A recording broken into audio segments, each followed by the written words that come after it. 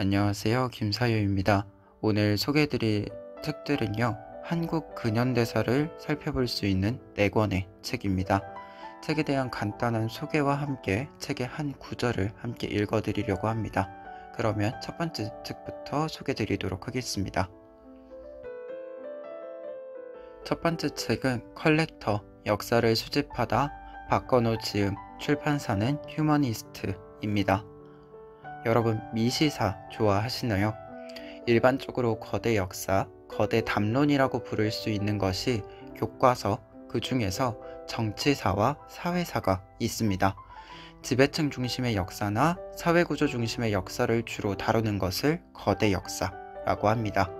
그런데 포스트 모던의 등장 이후 미시사라고 해서 작은 소재와 주제를 세밀하게 묘사하거나 이해하는 작은 역사가 주목받고 있습니다.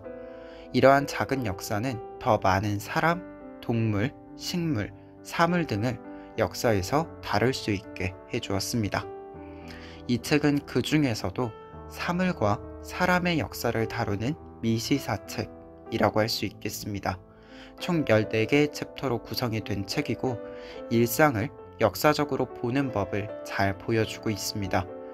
미시사를 다룰 때 흔히 너무 사소해서 사회적인 배경이 경외시 될 수 있다고 이야기를 합니다. 그런데 박건호 선생님의 서술은요, 이러한 문제점이 보이지를 않습니다. 우리가 신경 쓰지 않고 넘겼던 것들을 역사의 키워드로 삼은과 동시에 흔히 교과서로 배우는 거대 역사의 흐름까지도 모두 포괄하는 서술이 돋보이는 책입니다. 그렇기 때문에 새로우면서도 익숙한 이야기들이 함께 제시되고 있어서 기존의 역사 지식들을 새롭게 활용할 수 있었습니다. 그래서 처음부터 끝까지 흥미롭게 읽을 수 있는 책이라고 소개드릴 수 있겠습니다. 서문에 있는 내용 한 구절 읽어드리고 다음 책으로 넘어가도록 하겠습니다. 이를테면 내 수집품 중에 낡은 태극기가 한 장 있다. 이 태극기는 사괴를 먹으로 대충 그린 것인데 태극은 빨간색 뿐이다. 그런데 자세히 들여다보니 빨간색 위에 파란색을 덧칠한 흔적이 있다. 일장기를 가지고 손수 꾸며 만든 태극기였다. 1945년 8월 15일 한국인들은 느닷없이 광복을 맞았다. 사람들은 그 기쁨에 겨워 태극기를 흔들고 싶었을 것이다. 그런데 태극기를 구하기가 쉽지 않은 참에 일장기가 눈에 띈 것이다. 그렇지, 일장기 위에 태극 문양과 사괴만 그려 넣으면 된다. 태극기를 일장기로 만들기는 어려워도 일장기를 태극기로 만들기는 쉬웠을 것이다. 조선어 학회 사건은 교과서에도 나오는 중요한 사건이지만 사건의 전문은 역사나 언어에 관심 있는 소수만 알고 있는 형편이다.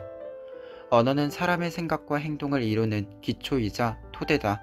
사람의 뿌리다. 그 뿌리가 짓밟혔던 치욕스러운 과거, 그리고 그 뿌리를 되살리고자 끈질기게 버티고 싸웠던 사람들의 이야기를 모르고서야 어찌 뿌리에 기대 열매를 맺고 꽃을 피우는 일이 가능할까? 두 번째 책은 나란 말이 사라진 날, 정재환 지음, 출판사는 생각정원입니다. 훈민정음에서 언문으로 조선어에서 한글로 나아가는 역사적 과정을 명확하게 정리한 책입니다. 한국사에서 근대의 지점에서 여러 배경들의 합으로 훈민정음이 읽고 쓰는 말인 언문으로 자리를 잡게 되었습니다. 하지만 일제강점기가 시작되면서 더 이상 국문이라 부를 수 없게 되어 조선어라는 칭호를 사용하게 됩니다. 이후에는 조선어를 지키기 위한 한글 맞춤법 통일안, 사정한 조선어 표준말 모음, 외래어 표기법 통일안이라는 3대 규범을 만들고 한글이라는 표현도 쓰기 시작을 합니다. 이러한 과정에는 수많은 사람들의 노력이 있었습니다. 이 책은 이 사람들을 중심으로 한글의 근대사를 잘 보여주는 책입니다. 정재환 작가님의 한글에 대한, 그리고 한글을 지키기 위해 노력했던 사람들에 대한 애정이 잘 보이는 책입니다. 세 번째, 네 번째 책은요, 사할린에 대한 책입니다. 세 번째 책은 사할린, 얼어붙은 섬에서 뿌리내린 한인의 역사와 삶의 기록, 최성구 지음, 출판사는 미디어 일다입니다. 그리고 네 번째 책은 사할린 잔류자들, 현무암, 파이차제 스페틀라나 지음, 서재길 옮김, 고토 하루키 사진, 출판사는 책과 함께입니다. 순서대로 보시면 사할린, 얼어붙은 섬에서 뿌리내린 한인의 역사와 삶의 기록은 사할린에 살고 있는 한인에 대한 이야기입니다. 이들이 해방 이후에 사할린에 살면서 겪었던 어려움들, 그리고 지금 현재 한국과의 연결에 대해서 이야기를 하는 책입니다. 특히 무국적자라는 체제 밖에 위치할 수밖에 없었던 한인들의 이야기에 관심을 가지게 만들었던 책이었습니다. 마지막으로 이 책의 한 구절은요, 제가 다음 책인 사할린 잔류자들을 읽게 만든 구절입니다. 일제강점기에 사할린으로 간 한인들은 대개 3개 국어를 한다. 태어나 부모에게 배운 한국말, 학교에서 배운 일본말, 그리고 살기 위해 배운 러시아말. 그러나 그 어떤 말도 본인의 것은 아니라고 동포들은 말한다. 나는 조선말도 할 줄 알고 일본말도 하고 노국말도 하지만 그 어느 하나 내 말인 게 없다는 것이다. 어느 나라에서도 보호받지 못하고 국민으로서의 권리도 누리지 못했던 이들의 굴곡진 삶을 드러내는데 이보다 더 적절한 표현이 있을까? 사할린 잔류자는 사할린이라는 지역에 살았던 혹은 살고 있는 일본인 가정에 대한 이야기입니다.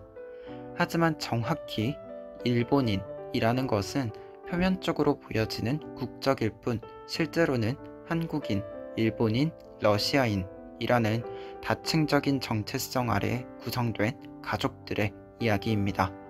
총 10가족을 소개하고 있는데 각 가족마다 차이가 있고 가족 안에서도 세대에 따라 개인에 따라 정체성이 다르게 구성되고 있는 현상을 보여주고 있습니다.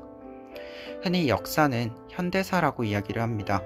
모든 역사는 다시 쓰여지고 그럴 필요가 있습니다. 이 책은 다시 쓰여진 책이라기보다는 다시 쓰여져야 할 필요를 알려주는 책입니다.